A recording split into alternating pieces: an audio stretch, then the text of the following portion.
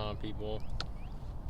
Here at Roy G, about to do some testing all year. I never really found that distance driver that I absolutely loved, where I could get distance but still trust it when the wind picked up and when there's out of bounds around. So I've got some Defenders, some Ballista Pros, and some of the new Rive that they just dropped. I'm gonna test them out, throw a couple shots on some flat Anheuser shots, some max distance, see their distances, their stability, and see which one's gonna make the bag for me and be my Goldilocks driver this year. All right, ready? All right, so first I'm gonna throw everything on a hyzer, just trying to throw it on a nice full pull, hyzer angle, see how they react.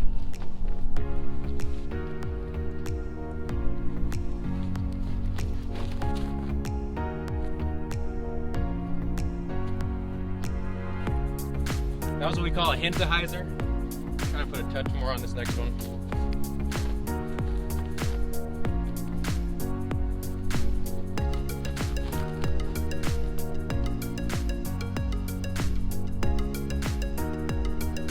Well, with those being both hint of hyzer releases, we're going to stick with that for the rest of it. Next we'll go to the Rive.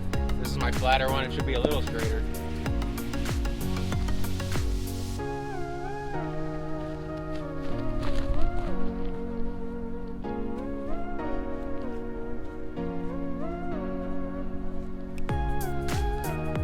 Similar stability to those Ballista Pros there. It might have held the line or resisted the turn a little more.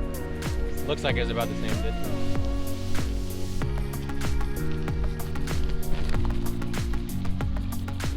Little nose up. Yeah. That one got a little more height than the rest of them, so probably gonna be a little short there. All right, onto the Defender. This one's in the Fusion plastic, pretty flat on top.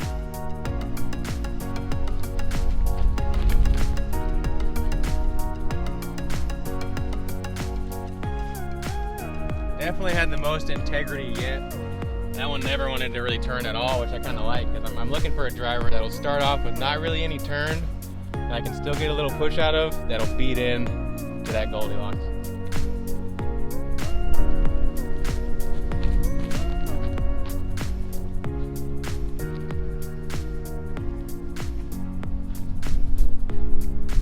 Okay, yeah, those Defenders are definitely a lot more stable than either of the other two drivers. They really held that hyzer angle nice. Let's see what they all do on a flat angle. All right, after throwing them all on hyzer, those last couple were a little more nose up, but from what I found, the Ballista Pros and the Rive were getting out to about 450 feet on a little bit of hyzer release. The Defenders were just shy, about 25 feet, but I think I'm willing to sacrifice that 25 feet for a little more control for my main go-to driver, and then I can bump up when I have a little more space to work with, go for that extra 30 to 50 feet. Let's see how they all react on a flat line. I'm gonna try to give them enough height to fly a little bit. Oh, yeah. That's a tale as old as time, guys. You throwing a Ballista Pro into the ground.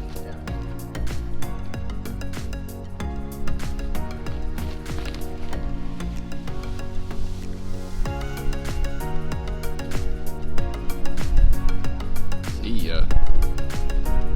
That one had a good flight there. That was a brand new Ballista Pro just out of the box. That release may have had a Maria hyzer. Try to go real flat.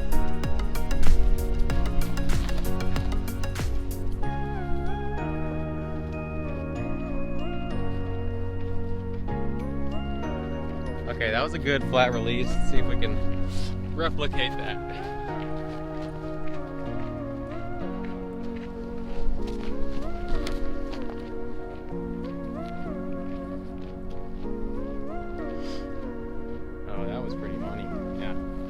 Like that one. All right, now we're on to the Defender. Those were just the two, both of those were the Rives there. Nice and flat.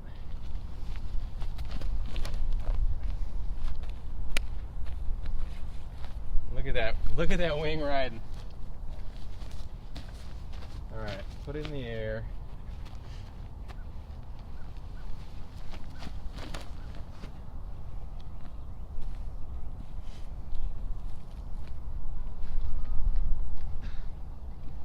Didn't quite fly how I expected, but I think that's a good thing in this quest for an overstable go-to driver. Alright, I got a little sloppy on my releases there, my flat angles, but I got enough good flights to kind of see what was happening. The Ballista Pro got out to about 475 feet on a flat angle.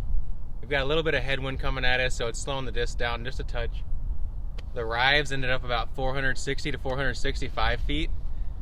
And then once again, the Defender was right in that 420 to 430 foot range. So I'm sacrificing a little bit of a distance with the Defender, but it's going to minimize my misses, and I'm going to know that it's going to fade out at the end of the flight. And in this game, it's all about missing small, guys. All right, one last test. We're going to put them high, try to turn them, see how far they'll go. Ballista Pro first.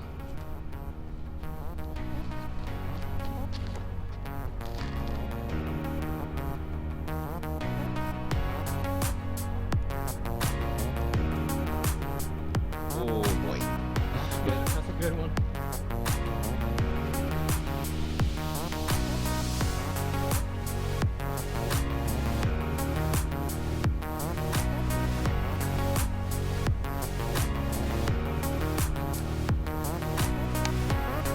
Right onto the Rive.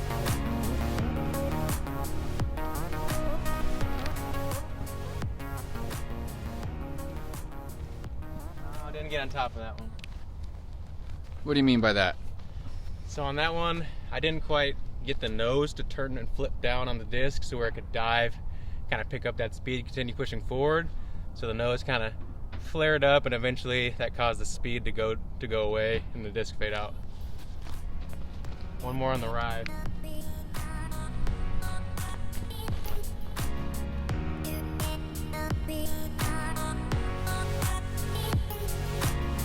Oh, that's a good shape right there. Alright, these Defenders are pretty overstable, so I'm gonna have to really get on them.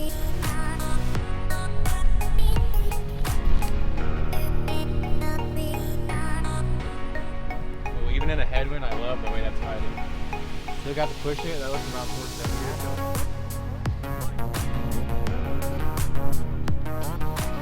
Last one, Ballista Defender, got a little dome, should carry a little farther than that one.